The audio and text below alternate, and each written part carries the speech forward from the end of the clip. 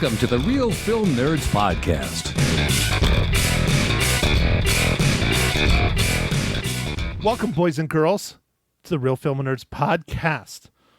My name is Matt, your hostess without the mostest, unless my co-hostess, Mysterious Mike Talent, is sitting next to me. Mike, how are you? Doing good, Matt. Doing good. So, Mike, what do you think? I think that's just the intro I'm going to stick with. I'm just going to stick with welcome, boys and girls, because that is now 2 or 3 times I've said in a row, including our surprise bonus episode number 290 from Friday, where I talked with the director of the Prescott Film Festival, Helen Stevenson, and Mr. Diarrhea Mouth himself of the Mile High Show, Matt Santos.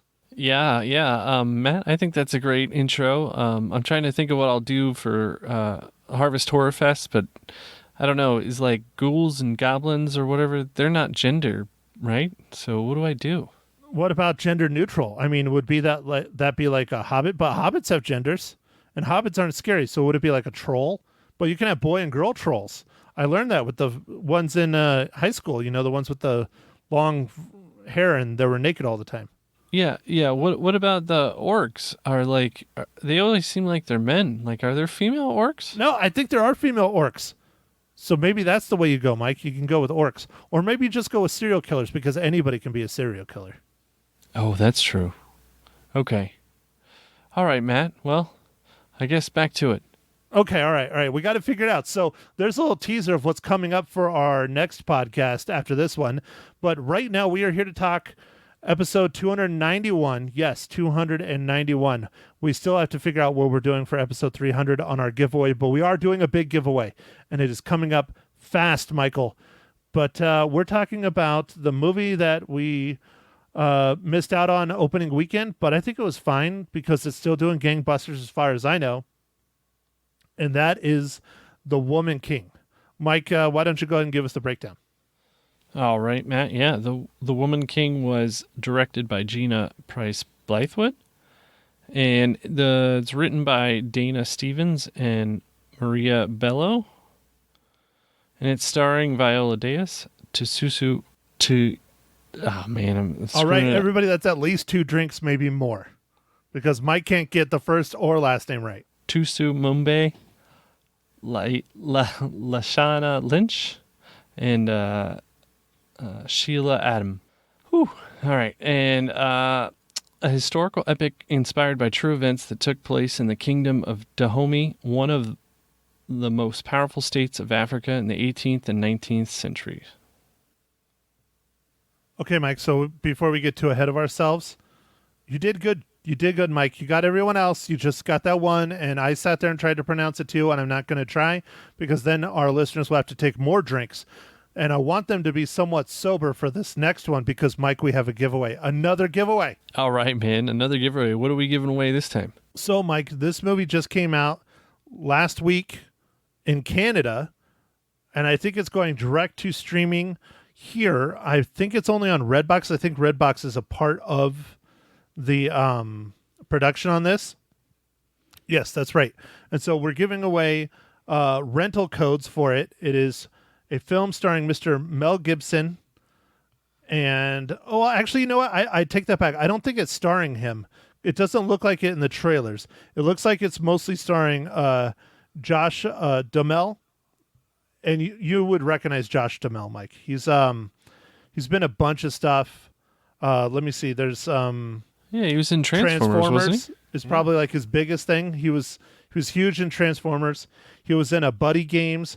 They're doing a Buddy Games 2. He was in the Mighty Ducks TV show, the Blade Runner Black Lotus TV show. He does a lot of stuff. Everybody knows who he is.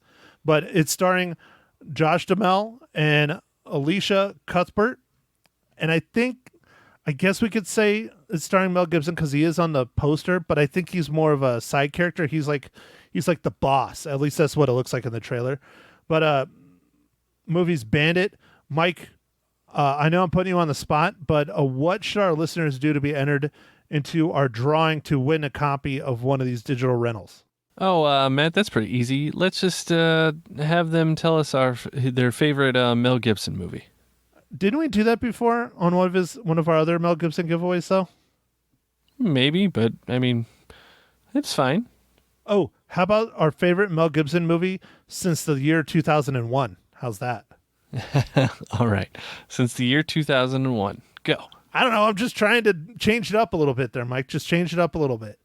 So anyways, all right, let me get to the business so we can continue on with the pod. After escaping prison, a charming criminal assumes a new identity and robs 59 banks and jewelry stores while being hunted by police. Based on a true story, see Josh Duhamel, Alicia Cuthbert, and Mel Gibson in the all-new movie Bandit. Own it or rent it on digital now. And again, that's from our friends over at Paramount. I don't know if they had a hand in this, but I think they did a little bit. It's probably one of their smaller studios. But I know Redbox is, and Redbox is the one that has given us the code. So, yeah, go ahead, tell us your favorite Mel Gibson movie from the year 2001 and newer. And, yeah, so back to the podcast where we chat about The Woman King. Mike, ready, set, first impressions. I kind of thought this movie was going to be like a female 300, and it was, I guess, in some ways, but it wasn't in a lot of other ways, and I really liked it. So I can see how the relationship to 300, because it is a brutal hand-to-hand combat film, which I will get into a little bit more later as one of my things that I wasn't super keen about. But overall, I think this movie was awesome. I think it's well worth a watch. I think if you can, go see it in the theaters. I think it's well worth it. I think it was really good.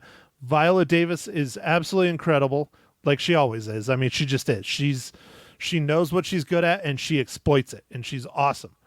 But the one that I will say is kind of a breakout a little bit, at least for me in this movie, is Lashana Lynch.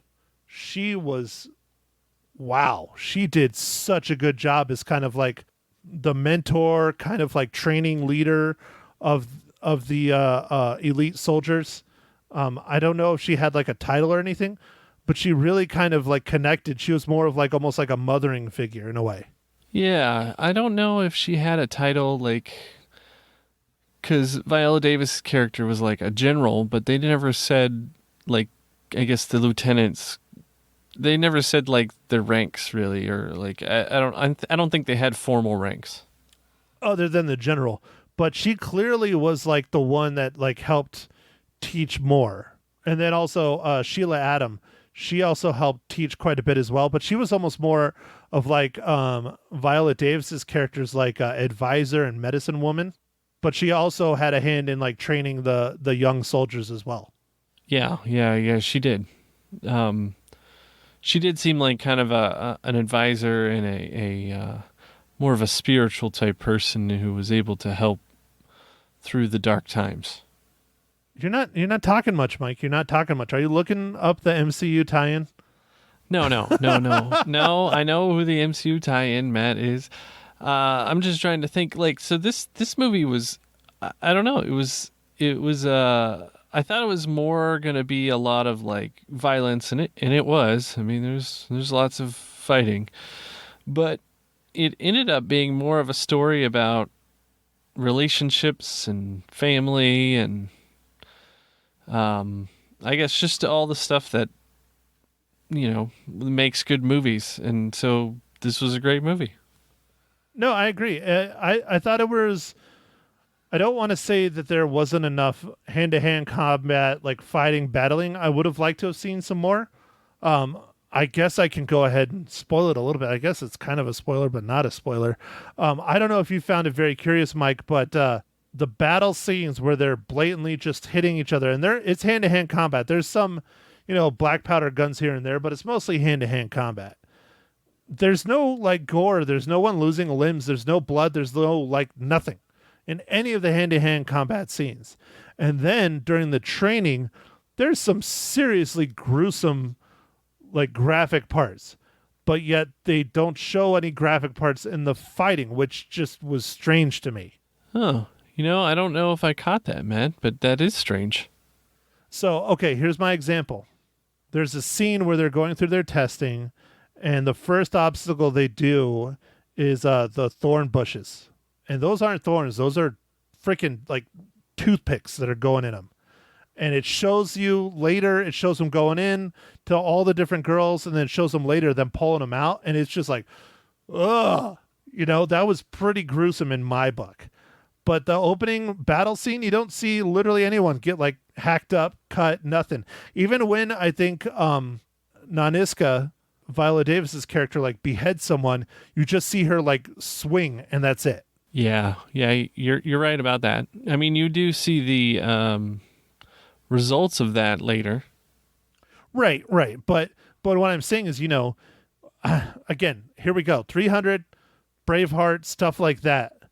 It's full on like gruesome battle, limbs flying off, blood everywhere, people screaming. This just didn't have that. And that's clearly a directorial choice, which is fine. I don't have a problem with that. It just was kind of strange to me. Okay. Yeah. I guess it didn't bother me because you still got the idea that everybody's fighting and it was bloody and it was. I guess it was just implied. Yeah, but I just want to see these women kick some more ass. I guess that's what it was for me. Okay. All right. Yeah. Can't argue with that, man. But no, this movie was the complete package for me for the most part. I'll get into it in spoilers here real soon when Mike does his job. I walked out of the theater with 1 rating. I sat down and did a little research on the historical facts of what this movie really is based on. And I regret to say that my rating did come down a little bit because we've talked about it many times. We really try not to read reviews. We really try not to read the Twitterverse or any of that shit when it comes to films that we review. And this movie has a ton of controversy surrounding it. I knew about it. I didn't know the controversy going in. That's why I waited until after I saw the movie.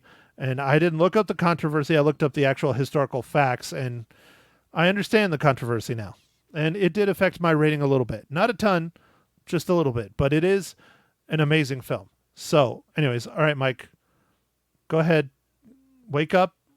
Do your job. Okay, Matt. All right, so what are you drinking this fine morning, evening, afternoon?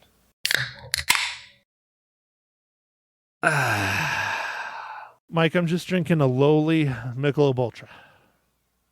Oh, okay. All right. Well, I am, starting to get the feeling that it's fall.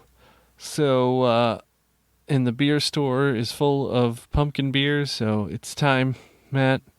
It's time to do it. Dude, I thought you were only allowed to drink pumpkin beers during the Harvest Horror Fest. Oh, well, I guess I violated my own rule. The pumpkin spice latte from Left Hand Brewing was what I had today. It was fantastic. A PSL beer. Wow, your man card just dropped. Oh, I love it. At least 2 or 3 points. You're a big fan of the PSL, huh? Oh, yeah, man. It's great. Do you get a PSL coffee every morning, too?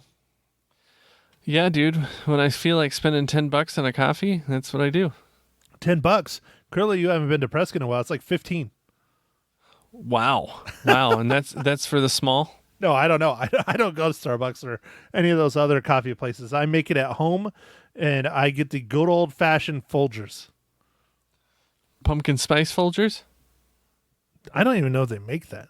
No, it's I don't know, the one dude. They probably do. It used to be a metal can, which was actually a lot more environmentally friendly. Now they're plastic jugs, and it just says Folgers, and that's it.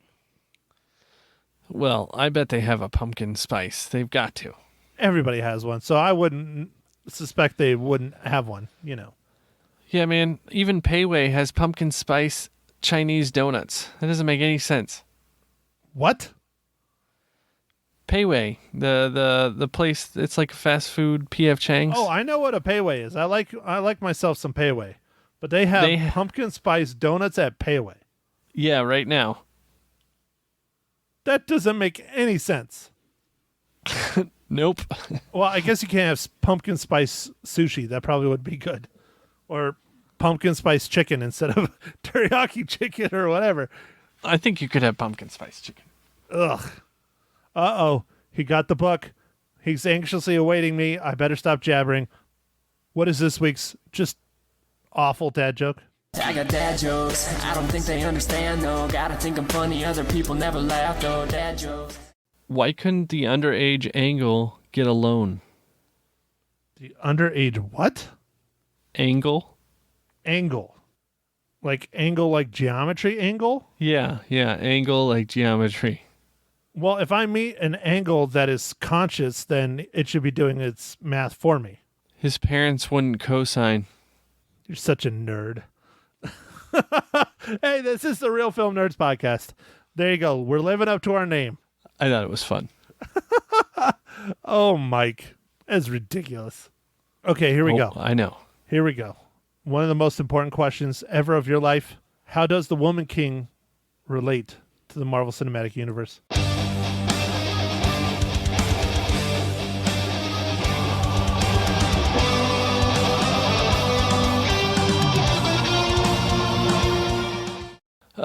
So Matt, this one wasn't too hard, and that was exciting for me. Lashana Lynch was also in Captain Marvel as character Marie Rambeau. Oh yeah, she's a big character in the comic book world, not so much in the movie. Yeah, so that was nice. Sometimes it's a lot harder to find them, but that was nice on this one. So cool, good job on picking this one, Matt. And then how does it relate to the Star Wars universe? John Boyega. And then how does it relate to the DC universe? Viola Davis. So see, there we go. We knocked 3 out, Mike. Yeah, all the different comic book things all at once. Boom. Well, Star Wars is a comic book, but I wouldn't call it a comic book thing. Okay, all right. Correction, sorry. Now, DC, yes. But Star Wars does have a comic book, and the comic book came out after the films. Ah, that makes sense. So anyways, all right. Onward and upward into the spoiler territory. Michael, I will let you go first since you're not really talking and I'm just sitting here jabbering on and on like I did on episode number 290. So spoil away, kind sir. Well, Matt, for this movie, I really liked the character played by Thuso Mbedu, Naui. I really liked that a lot of the movie was about Naui's training and growing up in this. I don't know. I forget what their name is. The Warriors. What is their name? They have like a name. Well, the Defenders of the King of Dahomey. And No, it's not. It wasn't Okoye. It was started with an O. hey, it's okay. I didn't. I thought, like I said, I thought this movie would be kind of more like 300 with just like a lot of fighting and some story and stuff, but not as much. Like this one had a little bit more of the feels, Matt. It had like, some characters that had some hardships and family problems and it was just, I don't know, man. It was a lot. There's more depth to what was going on in the characters, and I think it worked well on the big screen. It was even kind of cool to see the kind of like this romance relationship with this guy visiting from was he Portugal or because he spoke Portuguese, right? He spoke Portuguese, but they don't really disclose, I think, where he's from. But it's either Portugal or Brazil because I think those are the two main places where they speak Portuguese. Yeah, and I know Portugal was huge with the navy and the trade of slaves and all that. Yeah, it probably was. Yeah. Yeah. So, that was cool. I didn't know that part was in the movie, and I don't know. I felt like that really kind of weaved together a bunch of different characters and storylines. I liked it, man. So they're the Agoji. Agoji, yeah. Yeah. Okay. Agojie. Agoji. Yep. I also liked kind of the build up of like Viola Davis's arch nemesis character. Was it OB8 or I don't know how he I liked how his character, like how he kept showing up, and like it wasn't just like they meet and beat each other or whatever. It was like a continual like battle back and forth. I like that. That was kind of I don't know. It showed you how they were both really good, I guess, like they're both really good warriors and tough to beat. I concur with most of it, Mike. I liked a lot of what was going on. I liked the acting. I think the following the story of, I don't want to spoil who she is, but Nawi, I thought it made it a little bit more personal, a little bit more relatable. It's kind of interesting how in this culture, if you don't take a husband, they just kind of drop you off at the palace and say, here you go. And I guess in real life, if they don't make it as one of the warriors, they take him out and just like behead him and just get rid of him. Oh man, so it is kind of like 300. Kind of, yeah. If you don't cut it, then there's no place for you in our society, and we just take care of you. But so I guess I can start getting into the controversy surrounding it, since we are in spoilers, and it'll probably be a nice long discussion or topic. But so the Woman King, the tribe, the Dahomey, they make it seem like in the film that they are not okay with the slave trade, and they don't agree with the people being sold into slavery to white people or slavers or whatever, because not all of them were white, obviously, as you see in the film. But in reality, the reason why the Dahomey people were as big and as powerful as they were, and why they were warriors, or one of the reasons why they were warriors, is they would go and attack other tribes just to steal people to sell into slavery to make money. Which they lend to that in the movie. They're saying like, but they're kind of saying that they need to change their ways. Yeah, they don't really openly talk about it. The other tribe with Viola Davis's adversary, they blatantly do it. Like, it shows them selling the slaves, doing all that stuff. The Dahomey were doing the exact same thing, if not worse. And the reason why they got so big and powerful is because they were a warrior society, and they could go and attack these other tribes and take them over. Well, I mean, they I don't know. They talked about it once in their little round table thing, meeting of the council, I guess, or whatever. And but other than that, they didn't really talk about it. Right, and that's one of the things that's the controversy surrounding it, especially towards the end when they're saying, we shouldn't be doing this, or we're not doing this, we're going to go free them, and they free all the slaves at the end, or the people that are in transition to being slaves, because people are like, no, they wouldn't have done that in reality. And so my argument against it, though, is this. This is not a documentary. This is a movie. This is fiction. This is not real life. This is a made-up story. I don't think the story of Naniska is real. It might be based on a lot of other stories put together to create this one person, this one character. I don't think that story is real at all. It just has different tastes of being real. So they have creative license to do whatever they want. And so the people that are pissed off and upset at this film for doing all of those things, I say it's unjust, because it's not a biographical film. But on the other side, people that don't know better, like me and you, Mike, that aren't going to sit down and look up the historical facts and look up things like that, it is a little bit misleading. So that's why, I dropped it down a little bit after researching it and, things like that. I still love this movie. I think this is a very good movie. I think it's well worth a watch. I think it was very successful. I think the story is amazing. I think the acting was very, very good, even from our boy John Boyega. I think all around it was really good. Yeah, man. His character had it the worst, man. He had like 7 wives. Yeah, dude, that's horrible. I can't even get one. Yeah. No, it was just. I don't know. It was a good movie, and Matt, you're right. It's not a documentary. It's a fiction, so it's close-ish. Yeah, but they're not touting it. They're not saying it's based on a true story. They're just saying it's a story.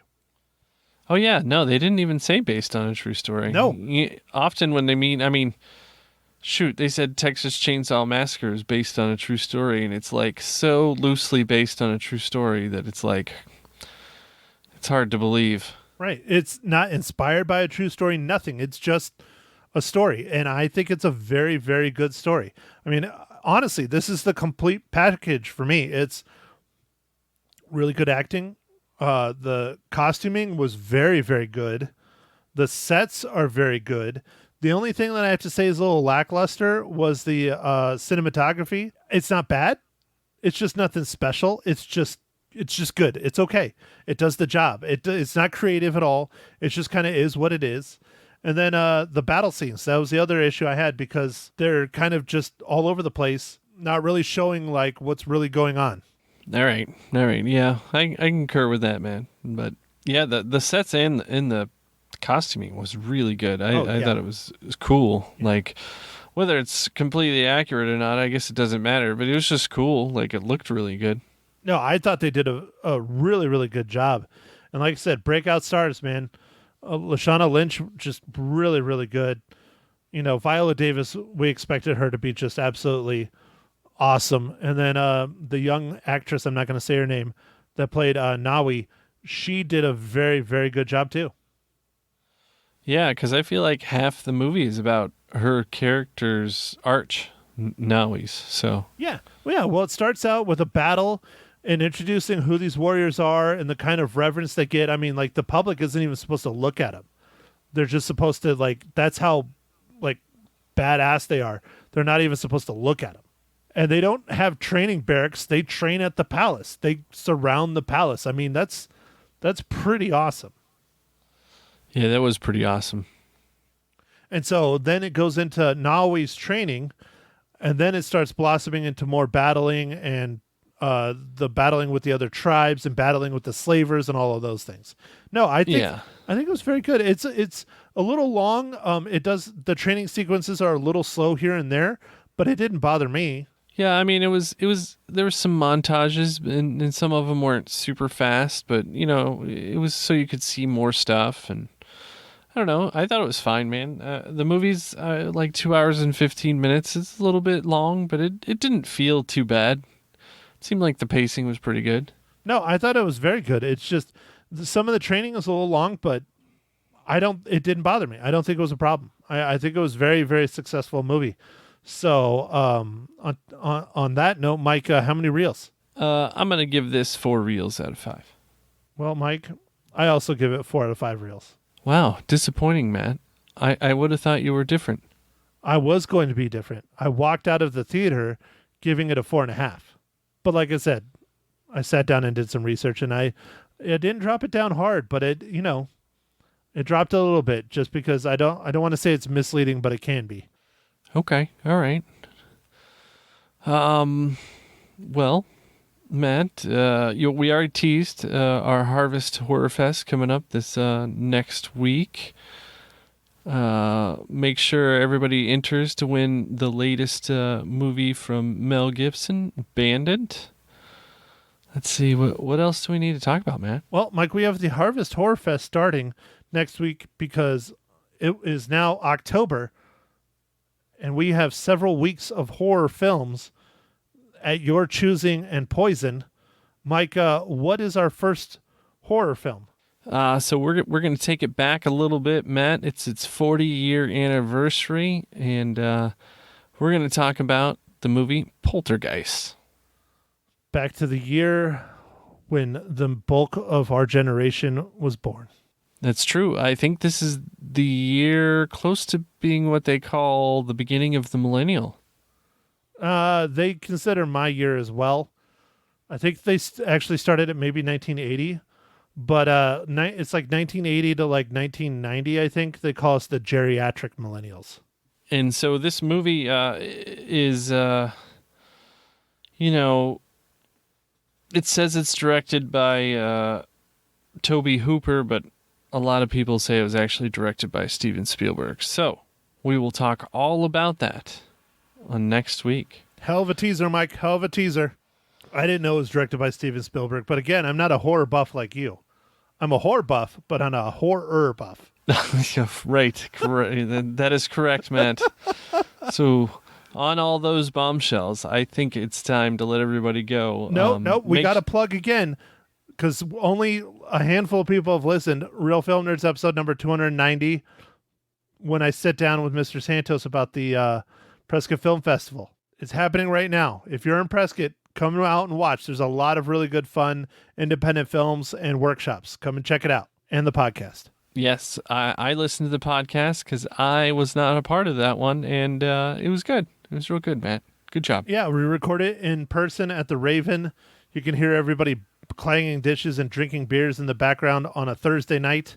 And then we proceeded to keep drinking after the interview. So Friday was a doozy. Nice, man. Nice. Well, all right. I think that totals up everything. So I'm going to let all our listeners go this time. Thanks for listening, everybody. Make sure to follow us on Facebook, Instagram, and Twitter. And go out there, stream a movie, or go see a movie in the theater. Any movie in the theater, they could use your help. All right. Thanks for listening. Thank you for listening to The Real Film Nerds. Now, don't forget to follow us on Facebook, Twitter, and Instagram at Real Film Nerds. Now, go out and catch a movie.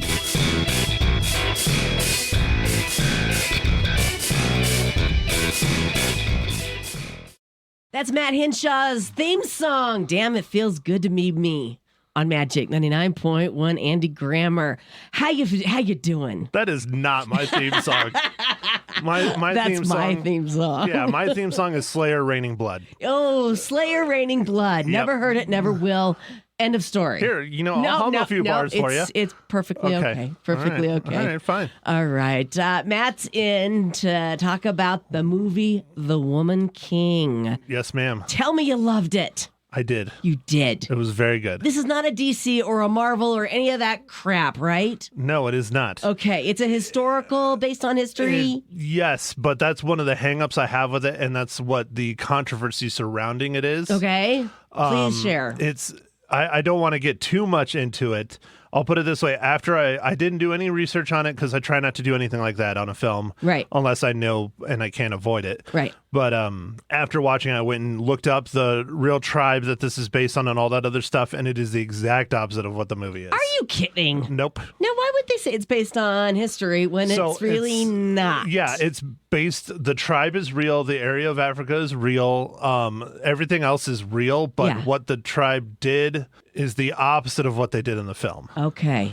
I'll put it that way. Because you don't want to spoil anything. Well, I don't want to get too political, I guess is a nice way to put it, because that's why people are just flaming this movie. But you have to understand, and this is my argument that I'm going to use on my podcast with my co-hosts later on today, is that it is a movie. It is not a biography. Right. It is fiction. Yes. They can play with it and change it as much as they want, as long as they don't try and avoid that. Exactly. And that's what they did, and they made a great story. Okay. Great acting. Viola Davis kills it. Oh, she's amazing in everything. The costumes are absolutely incredible. The sets are absolutely incredible. Cinematography, it's okay. It's not terrible, but it's not earth-shattering. Okay.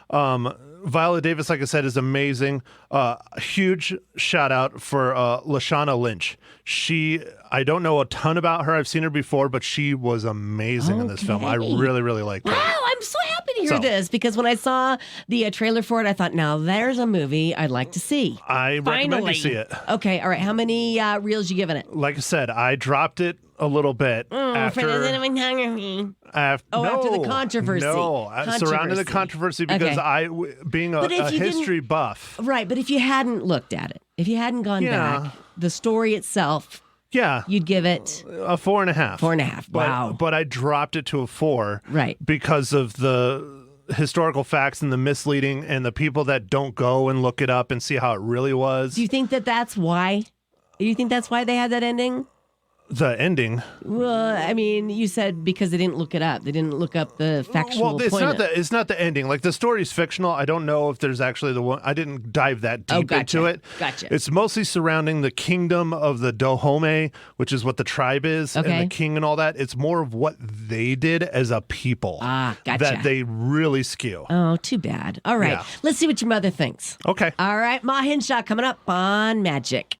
Hello. Good morning, Ma Hinshaw on Magic 99.1. How are ya? Just fine. Sleepy, but fine. Okay, I'm glad you're fine because we want to hear your thoughts on The Woman King.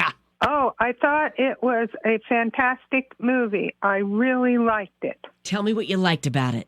About the story was really, really good. Viola Davis was amazing. What an amazing actress. She really is. Yes, and no snores. My husband kept awake Wow, that's amazing. to find out what was going to happen next. Yeah. And I just thought the entire movie was beautiful and just very good. Oh, that's wonderful. Your son agrees 100%. Rotten Tomatoes gave it 94%. That's pretty good. I heard my mom really likes the murdering too. Oh, was there some murdering in the movie there, Ma? No, it No? wasn't Okay. really. It was the relationship between the How the is two it not ladies, murdering? I will say. Mom, it's a movie of warriors fighting other warriors. Well, I know, but there was also other stuff included in there. Okay. Yeah, but what okay. kept Dad awake and you awake is all the murdering. Well, was there nudity? Let's ask that question. Was there nudity, Ma? Not really. There Okay. was one kind of, where the fella took off his shirt Oh, and okay. everything, but that was about it. All right. So it was an action-packed film with a great story. How many cookies you giving it? Oh, 4.5. 4.5. You guys are right there, neck and neck. See, she can't read either. Oh, sure she can. What do you mean? I can't read it. Well, okay. Don't listen to him, Ma. Don't listen to him. Thank you so much for reporting Thank for you. us. On what station this morning? 99.1 Magic. See you next week. Okay. Bye-bye. Bye. Okay, Matt, what movie are we reviewing next week? So you know what starts next week? The Horror Extravaganza. Yeah, the Harvest Horror Fest. I don't know which annual one this is. It's our 4th or 5th or something. Okay, all right. And so this year, a little film turned, because it came out in June, Okay. 40. And so we are kicking it off with the 40th anniversary of Poltergeist. Poltergeist. I remember seeing that movie for the first time in the theater. It was a while Then ago. you can talk about it. Very good. Guys, check out the podcast. It's called The Real Film Nerds. Maddie, thanks for coming in. No, thank you, Lisa. You're welcome.